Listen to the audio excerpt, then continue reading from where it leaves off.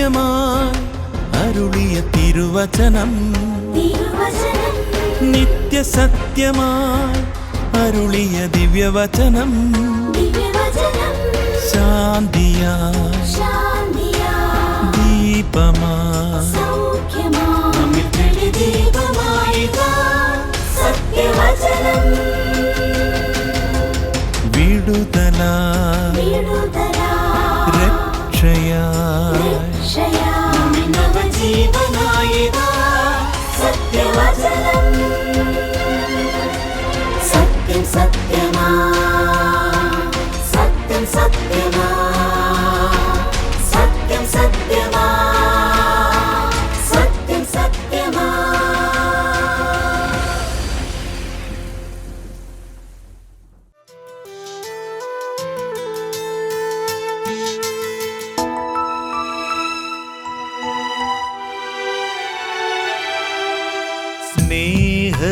സ്നേഹത്തിൻ്റെ മുഖം ഞാൻ കണ്ടു കാൽവരി മലമേ,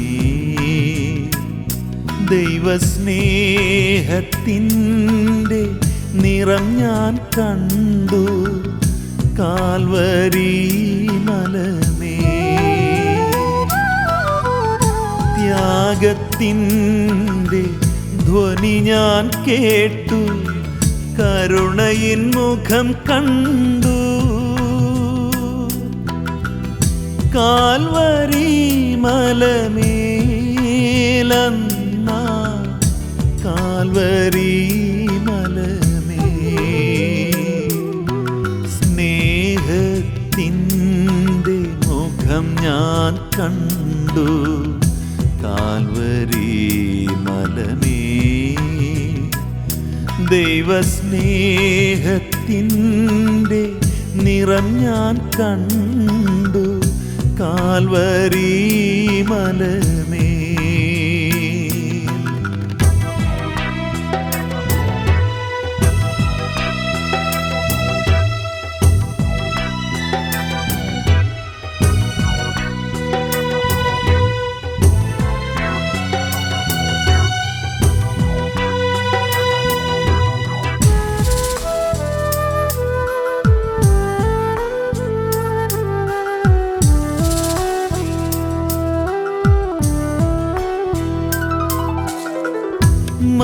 മനുഷ്യപുത്രൻ അന്നാമലമേ രക്തം ചൊരിഞ്ഞപ്പോൾ,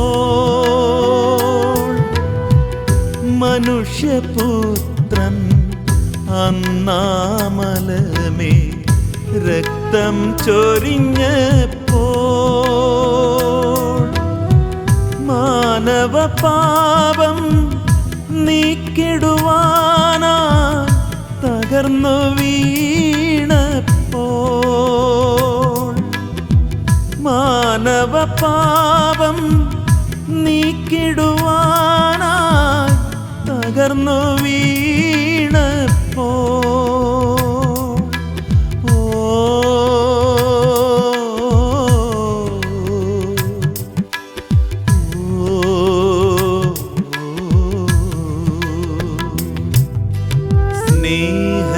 സ്നേഹത്തിൻ്റെ മുഖം ഞാൻ കണ്ടു കാൽവരി മലമേ, ദൈവസ്നേഹത്തിൻ്റെ നിറം ഞാൻ കണ്ടു കാൽവരി മലമേ. സത്യസത്യമായി എന്ന ദൈവവചന സന്ദേശത്തിലേക്ക് ഏവർക്കും സ്വാഗതം.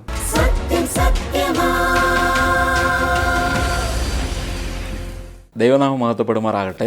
സത്യം സത്യമായുടെ എല്ലാ പ്രേക്ഷകർക്കും ദൈവനാമത്തിൽ സ്നേഹവന്ദനം അറിയിക്കുന്നു. മനുഷ്യജീവിതം ഒരു യാത്രയാണ്. അത് ശൈശവം, ബാല്യം, കൗമാരം, വാർദ്ധക്യം എന്നീ ഘട്ടങ്ങളിലൂടെ മുന്നോട്ട് പോയിക്കൊണ്ടിരിക്കുന്നു. ഒരു ട്രെയിൻ വിവിധ സ്റ്റേഷനിലൂടെ കടന്നു പോകുന്ന പോലെയാണ് മനുഷ്യൻ്റെ ജീവിതം. വിശുദ്ധ ബൈബിൾ പറയുന്നു, മനുഷ്യജീവിതം 70 വർഷം, ഏറെയായാൽ 80 വർഷം. അത് 120 വർഷം വരെ ദൈവം അനുവദിച്ചതായിട്ടും ബൈബിൾ പറയുന്നുണ്ട്. വചനമാകുന്ന ബൈബിൾ ഇങ്ങനെ പറയുന്നു, പൊടി പണ്ട് ആയിരുന്നതുപോലെ ഭൂമിയിലേക്ക് തിരികെ ചേരും, ആത്മാവ് അതിനെ നൽകിയ ദൈവത്തിൻ്റെ അടുക്കിലേക്ക് മടങ്ങിപ്പോകും എന്ന് സഭാപ്രസംഗിയുടെ പുസ്തകം 12-ാം അധ്യായം 7-ാമത്തെ വാക്യത്തിൽ ഇങ്ങനെ പറയുന്നുണ്ട്. ആയുസ് നീക്കുവാനോ മരണത്തിൽ നിന്ന് രക്ഷപ്പെടുവാനോ ഒരു മനുഷ്യനും കഴിയുകയില്ല. അത് ധനവാനായാലും ദരിദ്രനായാലും പണ്ഡിതനായാലും പാമരനായാലും ഒരു ദിവസം മനുഷ്യൻ മരിക്കും. ഒരു ട്രെയിൻ അതിൻ്റെ ബോഗിയിൽ നിന്ന് എൻജിൻ വേർപെട്ട് പോകുന്ന പോലെ അവൻ്റെ ജീവിതം ഈ ഭൂമിയിൽ അവസാനിക്കും. എന്നാൽ മനുഷ്യൻ്റെ ആത്മാവ് അതിനെ നൽകിയ ദൈവത്തിൻ്റെ അടുക്കിലേക്ക് മടങ്ങിപ്പോകും. എന്നാൽ ദൈവവചനം പറയുന്നത് മരണത്തിന് ശേഷം ഒരു ജീവിതമുണ്ട് എന്നാണ്. അത് എങ്ങനെ പ്രാപിക്കാം എന്നുള്ളത് നാം ചിന്തിക്കേണ്ടിയിരിക്കുന്നു. അതിനായിട്ട് നമുക്ക് ആദ്യമായി ദൈവത്തിൻ്റെ സ്നേഹത്തെക്കുറിച്ചാണ് നമ്മൾ ചിന്തിക്കേണ്ടത്. ദൈവം സ്നേഹമാണ് എന്ന് ബൈബിൾ പറയുന്നുണ്ട്. ദൈവം സ്നേഹവാനായതുകൊണ്ട് പാപികളായ മനുഷ്യരെ സ്നേഹിക്കുന്നു എന്നുള്ളൊരു സന്ദേശമാണ് വിശുദ്ധ ബൈബിൾ നമ്മോട് പറയുന്നത്. പാപത്തെ വെറുക്കുകയും പാപിയെ സ്നേഹിക്കുന്ന ഒരു ദൈവത്തെയാണ് നമുക്ക് കാണുവാനായിട്ട് കഴിയുന്നത്. എങ്ങനെയാണ് ദൈവം മനുഷ്യവർഗത്തെ സ്നേഹിച്ചത്? ദൈവത്തിൻ്റെ വചനത്തിൽ നാം വായിക്കുന്നത് ഇങ്ങനെയാണ്. റോമാലേഖനം 5-ാം അധ്യായം 8-ാം വാക്യത്തിൽ ഇങ്ങനെ വായിക്കുന്നു: ക്രിസ്തുവോ നാം പാപികളായിരിക്കുമ്പോൾ തന്നെ നമുക്ക് വേണ്ടി മരിക്കയാൽ ദൈവം തനിക്ക് നമ്മോടുള്ള സ്നേഹത്തെ പ്രദർശിപ്പിക്കുന്നു. യേശുക്രിസ്തു തൻ്റെ ക്രൂശിലെ മരണത്താൽ പാപികളായ മനുഷ്യരുടെ പാപത്തിന് പരിഹാരം വരുത്തി എന്നാണ് നമുക്ക് കാണുവാനായിട്ട് കഴിയുന്നത്. പാപികളെ സ്നേഹിക്കുന്ന സ്നേഹവനായ ദൈവം തൻ്റെ ഏകജാതനായ പുത്രനെ നൽകിക്കൊണ്ട് ഇങ്ങനെ സ്നേഹിച്ചു എന്ന് നമുക്ക് ബൈബിളിൽ നിന്ന് സന്ദേശം ലഭിക്കുന്നു. അത് കാണുമ്പോൾ, അല്ലെങ്കിൽ ആ സന്ദേശം ഒരു പാപിയായ മനുഷ്യൻ മനസ്സിലാക്കുമ്പോൾ, അവൻ്റെ പാപത്തിൻ്റെ പരിഹാരം വരുത്തുവാനായിട്ട് ഈ ലോകത്തിൽ വേറെ ഒരു മാർഗവുമില്ല എന്നാണ് നാം മനസ്സിലാക്കേണ്ടത്. നാം പാപികളായിരിക്കുമ്പോൾ തന്നെ നമുക്ക് വേണ്ടി കർത്താവ് യേശുക്രിസ്തു തൻ്റെ ജീവനെ നൽകി. പിതാവായ ദൈവത്തിൻ്റെ സ്നേഹം അങ്ങനെ വെളിപ്പെടുത്തി എന്നാണ് നമുക്ക് കാണുവാനായിട്ട് കഴിയുന്നത്. ഇത്രയും വലിയൊരു സ്നേഹം നമുക്ക് ഈ ഭൂമിയിൽ കാണുവാനായിട്ട് കഴിയുന്നില്ല. അത് ഒരു പാപിയെ സംബന്ധിച്ച് ഒരു പുതിയൊരു അറിവും അവനെ അത്ഭുതപ്പെടുത്തുന്ന ഒരു അറിവുമായിട്ടാണ് ഇരിക്കുന്നത്. എങ്ങനെയാണ് ഒരു പാപി അവൻ്റെ പാപത്തിന് പരിഹാരം വരുത്തുവാനായിട്ട് കർത്താവ് യേശുക്രിസ്തുവിൽ വിശ്വസിക്കേണ്ടത്? തൻ്റെ ഏകജാതനായ പുത്രനിൽ വിശ്വസിക്കുന്ന ഏവനും നശിച്ചു പോകാതെ നിത്യജീവൻ പ്രാപിക്കേണ്ടതിന് ദൈവം അവനെ നൽകുവാൻ തക്കവണ്ണം ലോകത്തെ സ്നേഹിച്ചു എന്ന് ബൈബിൾ പറയുന്നു. അപ്പോൾ ഒരു പാപി നശിച്ചു പോകുന്നത് ദൈവത്തിന് ഇഷ്ടമല്ല. അവൻ നിത്യനാശത്തിലേക്ക് പോകേണ്ടവനാണ്. എന്നാൽ അവൻ്റെ ആ മരണത്തിൻ്റെ ശിക്ഷ താൻ തന്നെ തൻ്റെ ചുമലിൽ ഏറ്റുകൊണ്ട് പാപിയെ സ്നേഹിച്ചു എന്ന് നമുക്ക് ബൈബിളിൽ നിന്ന് സന്ദേശം ലഭിക്കുന്നു. തൻ്റെ ഏകജാതനായ പുത്രനെ നൽകിക്കൊണ്ടാണ് ദൈവത്തിൻ്റെ സ്നേഹം പ്രകടമാക്കിയിരിക്കുന്നത്. അതൊരു പാപി മനസ്സിലാക്കുമ്പോൾ അവൻ്റെ ജീവിതത്തിൽ ലഭിക്കാവുന്ന ഏറ്റവും വലിയൊരു സന്ദേശം, ഏറ്റവും സമാധാനം ലഭിക്കുന്നൊരു സന്ദേശം, ഏറ്റവും സന്തോഷം ലഭിക്കുന്നൊരു സന്ദേശമായിട്ടാണ് അത് ഒരു പാപിയുടെ ജീവിതത്തിൽ അനുഭവമാകുന്നത്. എൻ്റെയും ജീവിതത്തിൽ അങ്ങനെയാണ്. ഞാൻ ഈ സന്ദേശം ആദ്യമായി കേട്ടപ്പോൾ എനിക്കുണ്ടായ അനുഭവം. എനിക്ക് നിത്യമായ സമാധാനമാണ് ഈ വചനത്തിലൂടെ, അല്ലെങ്കിൽ കർത്താവ് യേശുക്രിസ്തുവിൻ്റെ പാപപരിഹാര ബലിയിലൂടെ എനിക്ക് ലഭിച്ചത്. അതേ അനുഭവമാണ് നിങ്ങൾക്ക് ഏവർക്കും ലഭിക്കാൻ പോകുന്നത്. ഒരു പാപിയായ മനുഷ്യൻ അവൻ്റെ നിത്യമായ നരകശിക്ഷ അവനിൽ നിന്ന് മാറി എന്ന് കേൾക്കുമ്പോൾ അവന് ലഭിക്കുന്ന ആ ഒരു സന്തോഷം പറഞ്ഞറിയിക്കുവാനായിട്ട് കഴിയുകയില്ല. വാക്കുകൾ പോരാ എന്ന് പറയാനായിട്ട് കഴിയും. അത്രയും വലിയൊരു സന്തോഷമാണ് നമുക്ക് കർത്താവ് യേശുക്രിസ്തുവിലൂടെ നമുക്ക് ലഭിക്കുന്നത്. ക്രിസ്തുവോ നാം പാപികളായിരിക്കുമ്പോൾ തന്നെ നമുക്ക് വേണ്ടി മരിച്ചു എന്ന് ദൈവവചനം പറയുന്നു. പാപികളായിരിക്കുമ്പോൾ തന്നെ പാപിക്ക് വേണ്ടി വിശുദ്ധനായ ഒരു കർത്താവ് യേശുക്രിസ്തു നമുക്ക് വേണ്ടി മരിച്ചു എന്ന് പറയുമ്പോൾ അത് വലിയ ഒരു ആശ്വാസം തരുന്ന ഒരു കാര്യമാണ്. കാരണം ഒരു പാപിയായ മനുഷ്യൻ ഈ ഭൂമിയിൽ ഒരു സന്തോഷവും ഒരു സമാധാനവും അനുഭവിക്കാതെ, ഒരു ലക്ഷ്യവുമില്ലാതെ ഒരു ജീവിതം നയിക്കുന്ന ഒരു വ്യക്തിയാണ്. അങ്ങനെയുള്ള ഒരു വ്യക്തിക്ക് ഇത്രയും ആശ്വാസകരമായിരിക്കുന്നൊരു സന്തോഷകരമായിരിക്കുന്ന ഒരു സന്ദേശം ലഭിക്കുക എന്ന് പറയുന്നത് വലിയ ഒരു സമ്മാനമാണ്. അങ്ങനെ ഈ പാപിയായ മനുഷ്യൻ ഈ കർത്താവ് യേശുവിൻ്റെ അടുക്കലേക്ക് വരുമ്പോൾ കർത്താവിനെ സ്വന്തം രക്ഷിതാവും കർത്താവുമായി സ്വീകരിച്ചുകൊണ്ടാണ് അവൻ ഈ കർത്താവിൻ്റെ മകനായി തീരുവാനായിട്ട് കഴിയുന്നത്. ഞാനൊരു പാപിയാണ് കർത്താവേ, എന്നോട് ക്ഷമിക്കണമേ എന്നൊരു പാപിയായ മനുഷ്യൻ പറഞ്ഞാൽ അവൻ്റെ പാപം ക്ഷമിച്ചു കൊടുക്കുന്ന സ്നേഹനിധിയായ ഒരു ദൈവത്തെയാണ് വെളിപ്പെടുത്തുന്നത്. ആ സന്ദേശം ഒരു പാപിയായ മനുഷ്യൻ ഉൾക്കൊള്ളുമ്പോൾ അവൻ്റെ ഹൃദയത്തിൽ ലഭിക്കുന്ന ആനന്ദം, നിത്യമായ സമാധാനം, അത് വലിയൊരു ആശ്വാസമാണ്, വലിയൊരു സമാധാനമാണ്. അതുകൊണ്ട് ദൈവത്തിൻ്റെ വചനത്തിൽ പറയുന്നത് ഇത്ര വലിയ രക്ഷ ഗണ്യമാക്കാതെ പോയാൽ എങ്ങനെ തെറ്റി ഒഴിയും എന്നാണ് ദൈവവചനം പറയുന്നത്. നമുക്ക് ഈ രക്ഷയോടുള്ള ബന്ധത്തിൽ ഒരു വാക്യം വായിക്കാം. എബ്രായ ലേഖനം 2-ാം അധ്യായം അതിൻ്റെ 4-ാം വാക്യം. നമുക്ക് ഉറപ്പിച്ചു തന്നതുമായ ഇത്ര വലിയ രക്ഷ നാം ഗണ്യമാക്കാതെ പോയാൽ എങ്ങനെ തെറ്റി ഒഴിയും.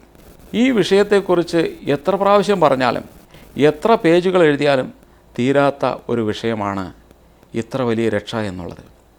എന്നാൽ ഈ വിഷയത്തെ ഗണ്യമാക്കാതെ ജീവിക്കുന്ന ആളുകളാണ് ഈ ഭൂമിയിൽ അല്ലെങ്കിൽ ഈ ലോകത്തിൽ നമുക്ക് കാണുവാനായിട്ട് കഴിയുന്നത്. ഈ രക്ഷ ഗണ്യമാക്കിക്കൊണ്ട് ജീവിക്കുന്ന ഒരു വ്യക്തിയെ സംബന്ധിച്ച് അവൻ്റെ ജീവിതത്തിൽ ലഭിക്കുന്ന ഏറ്റവും വലിയ അനുഗ്രഹം എന്ന് പറയുന്നത് നിത്യമായ സമാധാനമാണ്. ഇത്ര വലിയ രക്ഷ എന്ന് പറയുമ്പോൾ നമ്മുടെ ദൈവത്തിൽ നിന്ന് ലഭിക്കുന്ന ആ രക്ഷയുടെ വലിപ്പമാണ് നമുക്ക് അവിടെ കാണുവാനായിട്ട് കഴിയുന്നത്. ക്രിസ്തുവിന് മുമ്പ് ജീവിച്ചിരുന്ന മഹാനായ അലക്സാണ്ടറുടെ മുൻപിൽ ഒരു പാവപ്പെട്ട ഒരു മനുഷ്യൻ കടന്നു വരുവാനായിട്ടിടയായി. എന്താണ് തൻ്റെ ആവശ്യമെന്ന് ചോദിച്ചപ്പോൾ തൻ്റെ മകളുടെ വിവാഹം കഴിച്ചയക്കുവാനായിട്ട് സഹായം അഭ്യർത്ഥിച്ചുകൊണ്ടാണ് താൻ വന്നിരിക്കുന്നത് എന്ന് പറഞ്ഞു. എന്നാൽ ഈ മഹാനായ അലക്സാണ്ടർ തൻ്റെ ഭൃത്യനോട് പറഞ്ഞു, അകത്തിരിക്കുന്ന അല്ലെങ്കിൽ സ്വർണം ശേഖരിച്ചു വെച്ചിരിക്കുന്ന ആ ചാക്കിൽ നിന്നും 2 കൈ നിറയെ സ്വർണ്ണ നാണ്യങ്ങൾ എടുത്തുകൊണ്ട് വരുവാനായിട്ട് പറഞ്ഞു. അത് ഈ മനുഷ്യന് കൊടുക്കുവാനായിട്ട് പറഞ്ഞപ്പോൾ ആ ഭൃത്യൻ അങ്ങനെ തന്നെ ചെയ്തു. എന്നാൽ ആ 2 കൈ നിറയെ സ്വർണ്ണ നാണ്യങ്ങൾ കൊണ്ടുവന്നപ്പോൾ ഈ പാവപ്പെട്ട മനുഷ്യൻ പറഞ്ഞു, അയ്യോ, എനിക്ക് ഇത്രയൊന്നും ആവശ്യമില്ല, അതിൽ നിന്ന് ഒരു നാണ്യം ലഭിച്ചാൽ മതി എന്ന് പറഞ്ഞു. അപ്പോൾ മഹാനായ അലക്സാണ്ടർ പറഞ്ഞു, നീ ഈ ഒരു നാണയം കൊണ്ട് പോയാൽ പോകുന്ന വഴിക്ക് ആരെങ്കിലും നിന്നെ കാണുമ്പോൾ ഇതാര് തന്നതാണ് എന്ന് ചോദിച്ചാൽ നീ പറയും മഹാനായ അലക്സാണ്ടർ തന്നതാണെന്ന്. അപ്പോൾ എനിക്കത് വലിയൊരു മാനക്കേടാണ്, അതുകൊണ്ട് നീ ഇത് മുഴുവൻ കൊണ്ടുപോകണം എന്ന് പറഞ്ഞു. പ്രിയമുള്ളവരെ, ഇങ്ങനെയാണ് ദൈവം നമുക്ക് രക്ഷ തന്നിരിക്കുന്നത്. ദാനം തന്നിരിക്കുന്ന ദാതാവ് ആരാണ്? നമുക്ക് ഈ ഇത്ര വലിയ രക്ഷാദാനം തന്നിരിക്കുന്നത് ഈ വലിയവനായ ദൈവമാണ്. ആ വലിയവനായ ദൈവം തൻ്റെ പദവിക്കനുസരിച്ചാണ് ഈ ദാനം നമുക്ക് തരുന്നത്. രക്ഷ എന്നുള്ള മഹാദാനം സന്തോഷത്തോടെ നാം സ്വീകരിച്ചുകൊണ്ട് അവൻ്റെ നാമത്തെ മഹത്വപ്പെടുത്തി ജീവിക്കുവാനായിട്ടാണ് ദൈവം നമ്മെ ഇങ്ങനെ ഇത്ര വലിയൊരു രക്ഷ നമുക്ക് തന്നിരിക്കുന്നത്. ഈ രക്ഷ നമുക്ക് സമ്പൂർണ്ണമായ രക്ഷയാണ്, നിത്യമായ രക്ഷയാണ്. അതൊരിക്കലും നമ്മളിൽ നിന്ന് നഷ്ടപ്പെട്ടു പോകുന്ന രക്ഷയല്ല. ഈ രക്ഷ നമുക്ക് നിത്യമായി അനുഭവിക്കാനായിട്ട് ഈ ഭൂമിയിൽ ആ രക്ഷയുടെ സന്തോഷത്തിൽ അനുഭവിച്ച് ജീവിക്കുവാനായിട്ടാണ് ദൈവം നമ്മെ വിളിക്കുന്നത്.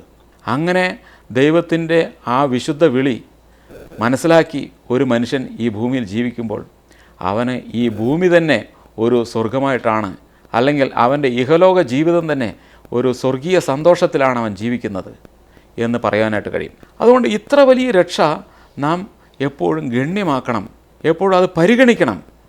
ആ രക്ഷയെക്കുറിച്ച് നാം വളരെ ഗൗരവമായി ചിന്തിക്കുകയും എൻ്റെ രക്ഷയ്ക്ക് വേണ്ടി ഈ സ്നേഹവാനായ ദൈവം എത്ര വലിയ കാര്യമാണ് ചെയ്തിരിക്കുന്നത് എന്ന് മനസ്സിലാക്കി വേണം ഒരു മനുഷ്യൻ ഈ ഭൂമിയിൽ ജീവിക്കേണ്ടത്. ദൈവത്തിൻ്റെ സൃഷ്ടിപ്പ് തന്നെ ആ ഒരു ഉദ്ദേശമാണ്. ദൈവം മനുഷ്യനെ സൃഷ്ടിച്ചിരിക്കുന്നത് സകല മനുഷ്യരും രക്ഷ പ്രാപിച്ച് അവൻ്റെ ആ രക്ഷാകര പദ്ധതിയിൽ ഉൾപ്പെട്ടുകൊണ്ട് ജീവിക്കണമെന്നാണ് ദൈവം ആഗ്രഹിക്കുന്നത്. എന്നാൽ മനുഷ്യൻ മനഃപൂർവ്വം തൻ്റെ ദൈവത്തിൻ്റെ വഴി ഉപേക്ഷിച്ചുകൊണ്ട് സ്വന്തം വഴിയിൽ ജീവിക്കുവാനായിട്ട് അവൻ ആഗ്രഹിക്കുന്നു. അതുകൊണ്ട് ഈ ഭൂമിയിൽ ഒരുപാട് പ്രശ്നങ്ങളിലൂടെയാണ് അവൻ കടന്നു പോകുന്നത്. അവൻ്റെ പാപപ്രവൃത്തിയിൽ മുഴുകിക്കൊണ്ടാണ് അവൻ ജീവിക്കുന്നത്. പാപത്തിൻ്റെ ഫലമായിട്ട് അവൻ്റെ ജീവിതത്തിൽ സമാധാനമില്ല, സന്തോഷമില്ല, ലക്ഷ്യമില്ല. അങ്ങനെയുള്ളൊരു ജീവിതമാണ് ഒരു പാപിയായ മനുഷ്യൻ ഈ ഭൂമിയിൽ ജീവിക്കുന്നത്. എന്നാൽ നേരെ മറിച്ച് ദൈവത്തിൽ വിശ്വസിച്ച് ഈ രക്ഷ സ്വീകരിച്ച് കർത്താവ് യേശു ക്രിസ്തുവിനെ സ്വന്തം രക്ഷിതാവും കർത്താവായി സ്വീകരിച്ചുകൊണ്ട് അവൻ്റെ രക്ഷയുടെ സമാധാനത്തിലും സന്തോഷത്തിലും ജീവിക്കുമ്പോൾ ഈ ഭൂമിയിൽ എത്ര ധന്യമുള്ളൊരു ജീവിതമാണ് ജീവിക്കാനായിട്ട് കഴിയുന്നത്.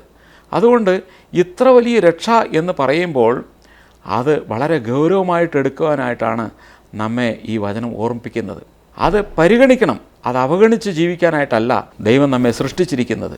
അത് മനസ്സിലാക്കുമ്പോൾ ഒരു പാപിയായ മനുഷ്യൻ്റെ ജീവിതത്തിൽ ലഭിക്കുന്ന വലിയൊരു സമ്മാനം അല്ലെങ്കിൽ വലിയൊരു അത്ഭുതം അവൻ്റെ ജീവിതത്തിൽ നടക്കുന്നു എന്നുള്ളതാണ്. ഈ രക്ഷ അനുഭവിക്കുമ്പോൾ അവൻ്റെ ജീവിതത്തിൽ ദൈവത്തിൻ്റെ പരിശുദ്ധാത്മാവിൻ്റെ പ്രവൃത്തി ആരംഭിക്കുകയാണ്. ഈ കർത്താവ് യേശുവിനെ സ്വന്തം രക്ഷകനായി സ്വീകരിക്കുമ്പോൾ അവൻ്റെ ജീവിതത്തിൽ ദൈവത്തിൻ്റെ ആത്മാവ്, പരിശുദ്ധാത്മാവ് ആ നിമിഷം മുതൽ പ്രവേശിച്ച് പ്രവർത്തനം ആരംഭിക്കുന്നു. എന്തിനു വേണ്ടി? ഈ ദൈവത്തിന് വേണ്ടി ജീവിക്കുവാനായിട്ട്, ദൈവം അവനെ സഹായിക്കുവാനായിട്ട് ദൈവത്തിൻ്റെ ആത്മാവിനെ അവന് കൊടുക്കുന്നു. ദൈവത്തിൻ്റെ വഴിയിൽ ജീവിക്കുവാനായിട്ട് ദൈവത്തിൻ്റെ ആത്മാവ് അവനെ സഹായിക്കുന്നു എന്നുള്ളത് വലിയ ഒരു ആശ്വാസമാണ്. ദൈവത്തിനെ പിൻപറ്റുവാനായിട്ട്, ദൈവത്തിൻ്റെ വഴിയിൽ നടക്കുവാനായിട്ട് അവനെ ശക്തീകരിക്കുന്നത് ദൈവത്തിൻ്റെ ആത്മാവാണ്, ദൈവത്തിൻ്റെ വചനമാണ്. അതുകൊണ്ട് പ്രിയമുള്ളവരെ, ഈ പരിശുദ്ധനായ ദൈവത്തെ, അല്ലെങ്കിൽ ഈ സ്നേഹനീതിയായ ദൈവത്തെ മനസ്സിലാക്കുമ്പോൾ ഒരു പാപിയായ മനുഷ്യൻ്റെ ജീവിതത്തിൽ വലിയൊരു അത്ഭുതമാണ് സംഭവിക്കുന്നത്. അവൻ പഴയ വഴികൾ ഉപേക്ഷിക്കുന്നു, പഴയ മനുഷ്യൻ്റെ ജീവിത ശൈലി ഉപേക്ഷിക്കുന്നു. തികച്ചും പുതിയൊരു മനുഷ്യനായിട്ടാണ് അവൻ ഈ ഭൂമിയിൽ ജീവിക്കുന്നത്. അവനെ കാണുന്നവർ അത്ഭുതപ്പെടുകയാണ്. ഇവൻ എന്ത് പറ്റി, ഈ വ്യക്തിക്ക് എന്തോ സംഭവിച്ചിട്ടുണ്ട് എന്ന് പറയുവാൻ തക്കവണ്ണം വലിയൊരു മാറ്റമാണ് ഒരു പാപിയായ മനുഷ്യൻ്റെ ജീവിതത്തിൽ സംഭവിക്കുന്നത്. അവൻ പിന്നെ പാപിയായ മനുഷ്യനായിട്ടല്ല, അവൻ ഒരു വിശുദ്ധനായ ഒരു വ്യക്തിയായിട്ടാണ്, ദൈവത്തിൻ്റെ മകനായിട്ടാണ്, ദൈവത്തിൻ്റെ കുടുംബത്തിലെ അംഗമായിട്ടാണ് അവൻ ഈ ഭൂമിയിൽ ജീവിക്കുന്നത്. അങ്ങനെ ജീവിക്കുവാനായിട്ട് ദൈവം അവനെ സഹായിക്കുന്നു. അങ്ങനെ സഹായിക്കുമ്പോൾ അവന് വലിയ പ്രോത്സാഹനം, ദൈവത്തിൻ്റെ ആത്മാവിൽ നിന്നുള്ള ഒരു പ്രോത്സാഹനം അവന് ലഭിക്കുന്നു. അങ്ങനെ അവനെ വഴി നടത്തുന്നു. ദൈവത്തിൻ്റെ വചനം, ദൈവത്തിൻ്റെ പരിശുദ്ധാത്മാവ്, ഇത് രണ്ടും അവന് സഹായകരമായിട്ട് തീരുകയാണ് ചെയ്യുന്നത്. ഈ രക്ഷയോടുള്ള ബന്ധത്തിൽ നമുക്കൊരു വാക്യം കൂടെ വായിക്കാം.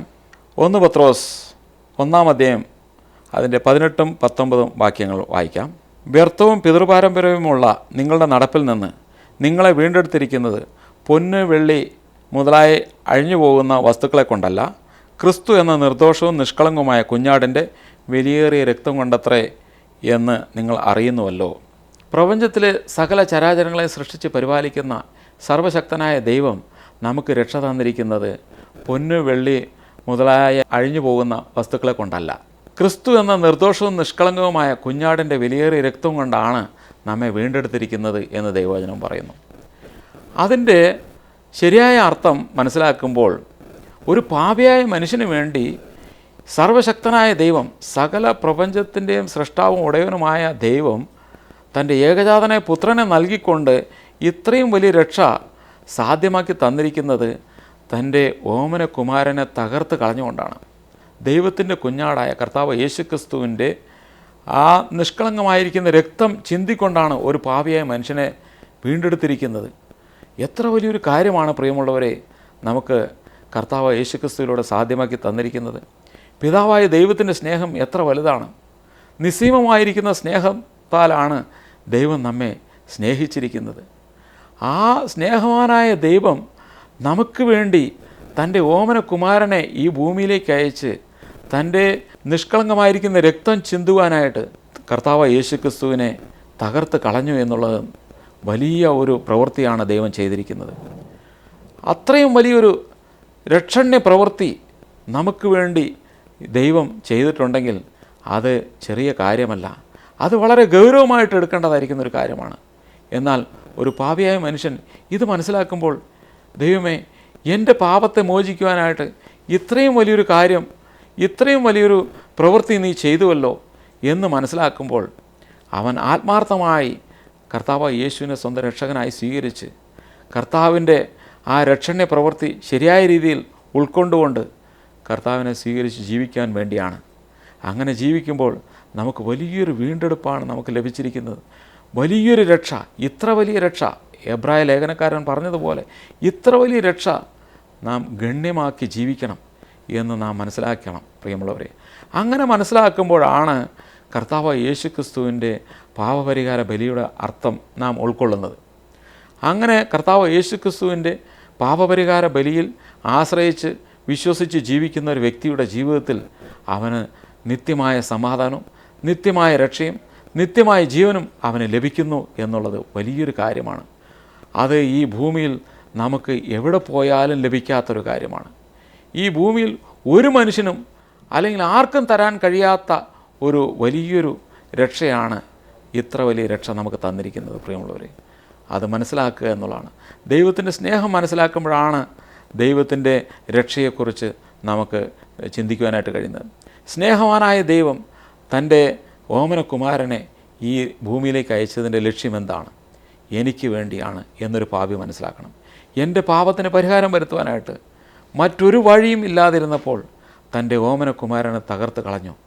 അതൊരു പാപിയായ മനുഷ്യൻ മനസ്സിലാക്കുമ്പോൾ അവൻ്റെ ജീവിതത്തിൽ വലിയൊരു സന്തോഷം, നിത്യമായ സമാധാനം അവന് ലഭിക്കുകയാണ് ചെയ്യുന്നത്. എൻ്റെ പാപത്തിൻ്റെ ശിക്ഷ കർത്താവ് യേശുക്രിസ്തു കാൽവരി ക്രൂശിൽ അനുഭവിച്ച് തീർത്തു എന്നൊരു പാപി മനസ്സിലാക്കുമ്പോൾ അവന് നിത്യമായ രക്ഷയാണ് ലഭിക്കുന്നത്, നിത്യമായ സന്തോഷമാണ് അവന് ലഭിക്കുന്നത്, നിത്യജീവനാണ് അവന് ലഭിക്കുന്നത്. അങ്ങനെ നിത്യജീവൻ്റെ ഉടമയായി തീരുമ്പോൾ അവൻ്റെ ഈ ഭൂമിയിലുള്ള ജീവിതം അവസാനിച്ച് നിത്യതയിലേക്ക് അവൻ പ്രവേശിക്കുന്നു. കർത്താവ് യേശുക്രിസ്തു വീണ്ടും വന്ന് അവനെ ചേർക്കും എന്നുള്ള കാര്യം കൂടെ അറിയുമ്പോൾ അവൻ്റെ ജീവിതത്തിൽ പ്രത്യാശ വർദ്ധിക്കുകയാണ് ചെയ്യുന്നത്. അവന് കർത്താവിന് വേണ്ടി കൂടുതൽ കാര്യങ്ങൾ ചെയ്യുവാനായിട്ടും ശുശ്രൂഷിക്കുവാനായിട്ടും കർത്താവിനെ മഹത്വപ്പെടുത്തുവാനായിട്ടും കർത്താവിനെ ആരാധിക്കുവാനായിട്ടും അവന് പ്രചോദനം ലഭിക്കുന്നു എന്നുള്ളതാണ്. അങ്ങനെ കർത്താവിൻ്റെ വീണ്ടും വരവിൽ അവൻ ഈ ഭൂമിയിൽ നിന്ന് എടുക്കപ്പെട്ട് അവൻ നിത്യതയിലേക്ക് പ്രവേശിക്കുകയാണ് ചെയ്യുന്നത്. പ്രിയമുള്ളവരെ, എത്ര വലിയൊരു ഭാഗ്യമാണ് ഒരു പാപിയായ മനുഷ്യന് ലഭിക്കുന്നത്. ഇത്ര വലിയ രക്ഷ നാം ഗണ്യമാക്കാതെ പോകരുത്. ഇത്ര വലിയ രക്ഷ നാം സ്വീകരിച്ചുകൊണ്ട് ഈ ഭൂമിയിലെ ജീവിതം ഏറ്റവും ധന്യമാക്കി തീർക്കാം. ഇത്രയും പറഞ്ഞുകൊണ്ട് എൻ്റെ വാക്കുകളെ അവസാനിപ്പിക്കുന്നു. ദൈവനാമം മഹത്വപ്പെടുമാറാകട്ടെ. മിശിഹാരാജൻ അന്നാമലമേ പാടുകളേറ്റപ്പോൾ,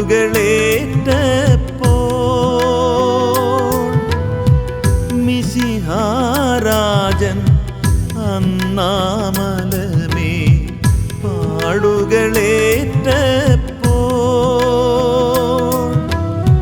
തിരുക്കാൽകരങ്ങൾ മൂന്നാണികളാൽ തറഞ്ഞു നിന്നപ്പോൾ, തിരുക്കാൽകരങ്ങൾ മൂന്നാണികളാൽ തറഞ്ഞു